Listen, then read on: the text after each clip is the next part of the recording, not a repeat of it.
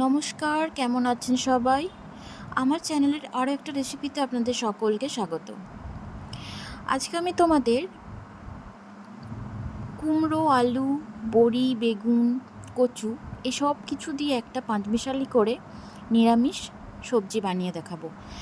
একদম অন্য রকমভাবে আর একটা সিক্রেট মশলা দিয়ে। তো সিক্রেট মশলাটা দেখতে হলে তোমাদের পুরো ভিডিওটি দেখতে হবে। আশা করছি তোমাদেরও খুব ভালো লাগবে।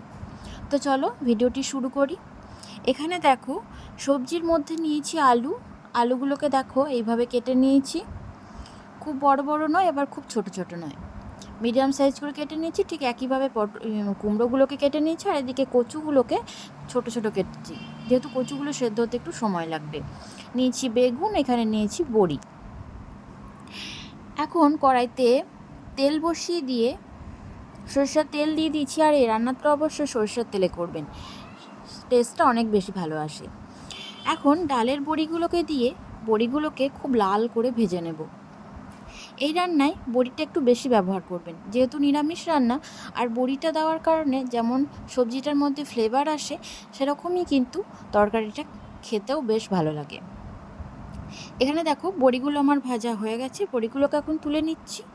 এবার তেলের মধ্যে বেগুনগুলোকে দিয়ে ভেজে নেব। এখানে আমি একটা ছোট সাইজের বেগুন নিয়েছি।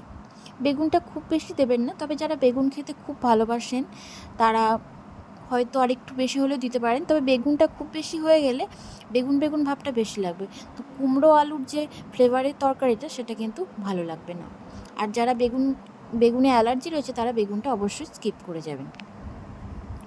বেগুনটাও ভাজা হয়ে গেছে, বেগুনটাও তুলে নিয়েছি। এখন কড়াইতে আবারও একটু সরিষার তেল দিয়ে দিয়েছি, আর তেলেতে ফোড়নের জন্য দিয়ে দেবো 5 ফোড়ন, হাফ চামচ মতো 5 ফোড়ন, আর তার সাথে দিলাম একটা শুকনো লঙ্কা। ফোড়নটা 2 মিনিট ধরে ভাজা ভাজা করে নেব। ফোড়ন থেকে যখন একটা সুন্দর ফ্লেভার চলে আসবে, সেই সময় দিয়ে দেব কেটে ধুয়ে রাখা আলুগুলোকে, আর তার সাথে দিয়ে দেব কুমড়োগুলোকেও। আলু, কুমড়ো এবং কচু এই তিনটে সবজিকে একসাথে দিয়ে নেড়ে নিয়ে দিয়ে দেব স্বাদ মতো একটু লবণ দিয়ে ভালো করে কষিয়ে নেব। আলু কুমড়ো এই সবজির মধ্যে যে জল ভাবটা তেলের মধ্যে পড়েছে, এটাকে একটু রান্না করে কষিয়ে নিতে হবে, তারপর কিন্তু বাকি জিনিসগুলো দেব।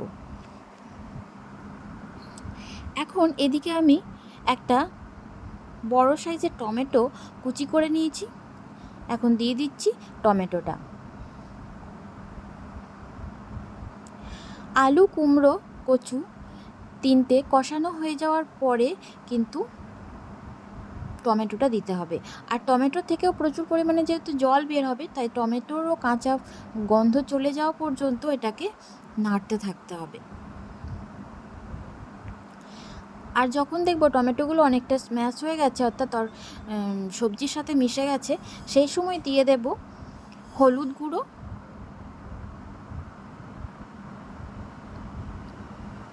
আবারও ভালো করে নেড়ে নেব। গ্যাসের ফ্লেম মিডিয়াম টু হাইতে করে নাড়তে হবে। একদম পুরোপুরি হাইতে নাড়বেন না, তাহলে কিন্তু সবজিটা ধরে যেতে পারে আর একটু গন্ধ গন্ধ ভাব আসতে পারে, সেজন্য মিডিয়াম ফ্লেমে করে কষিয়ে নেবেন। তারপর কষানো হয়ে গেলে পর্যাপ্ত জল দিয়ে আলু, কুমড়ো এবং কচুটা সেদ্ধ করে নেব। অন্যদিকে একটা কড়াই বসিয়ে নিয়েছি, তার মধ্যে এখানে একটা ভাজা মশলা তৈরি করে নেব। এখানে ভাজা মশলার মধ্যে নিয়েছি হাফ চামচেরও কম ধনে গুঁড়ো, হাফ চামচের কম গোটা ধনে, গোটা জিরে আর গোটা মৌরি, তিনটেই একদম সম পরিমাণ নিতে হবে। ফোড়ন থেকে ভালো ফ্লেভার বেরিয়ে এলে সেটাকে শিলনোড়াতে গুঁড়ো করে নেব। আর অবশ্যই কিন্তু এটাকে ঠান্ডা করে গুঁড়ো করতে হবে, নাহলে কিন্তু মশলাটা একটু তেতো তেতো ভাব এসে যাবে।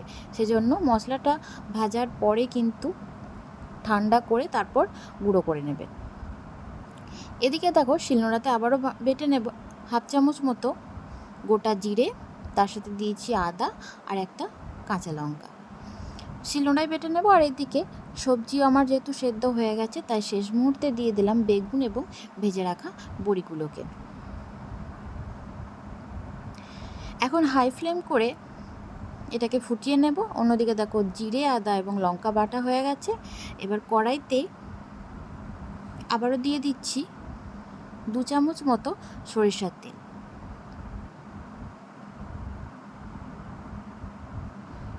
যেহেতু নিরামিষ রান্না, আর এই রান্না তেলটা একটু বেশি লাগে, আর খেতে কিন্তু অসম্ভব সুন্দর হয়।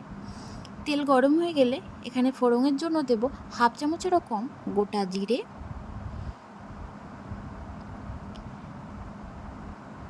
জিরে ভেজে লাল হয়ে আসলে দিয়ে দেব বেটে রাখা আদা, কাঁচা লঙ্কা এবং জিরে।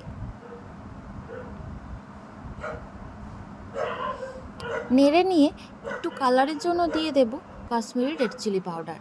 যেহেতু আমি ওইদিকে যে সবজি রান্নাটা করলাম তখন আমি কিন্তু কাশ্মীরি লঙ্কাটা আমি দিইনি, যেহেতু তখন কালারটা অতখানি আসবে না বলে আমি এখানে তেলের উপর এখানে দিয়ে দিচ্ছি একটু কাশ্মীরি রেড চিলি পাউডার।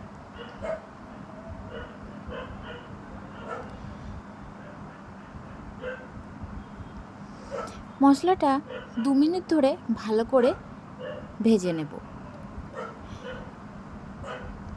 মশলা ভাজা হয়ে গেলে দিয়ে দেব এর মধ্যে যে এদিকে সবজিটা আমি সেদ্ধ করে রান্না করে রেখেছি সেটাকে।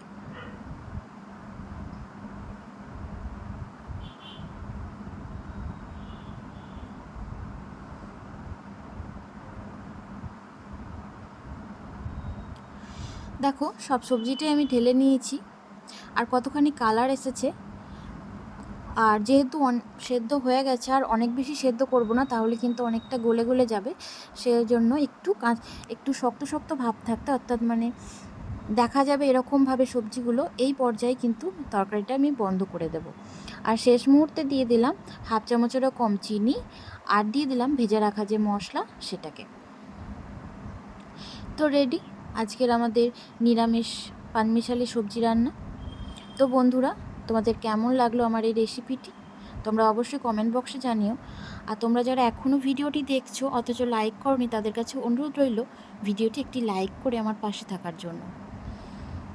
তো বন্ধুরা, গ্যাসের ফ্লেম এখন অফ করে দিচ্ছি। আজকের রেসিপি ছিল আমার এই পর্যন্তই। তোমরা সবাই ভালো থেকো, সুস্থ থেকো। তোমাদের সাথে আবার কোনো এক নতুন রেসিপি নিয়ে আসবো। ততক্ষণে আজকে তোমাদের জন্য সকলকে জানাই টাটা।